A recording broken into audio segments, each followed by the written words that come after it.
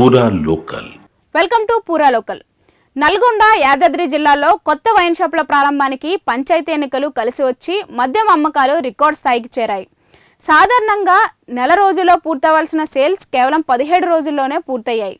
ఎన్నికల వాతావరణంతో లిక్కర్ వ్యాపారం జోరందుకుంది. కొత్త షాపులు ప్రారంభమవుతున్న సమయంలోనే డిపోల నుంచి వ్యాపారులు భారీగా స్టాక్ తెప్పించగా ఎన్నికలు కలిసి రావడంతో అదనపు కోటాతో షాపులు నిండిపోయాయి. దీంతో అన్ని ప్రాంతాల్లో మద్యం అమ్మకాలు రెండింతలు పెరిగాయి.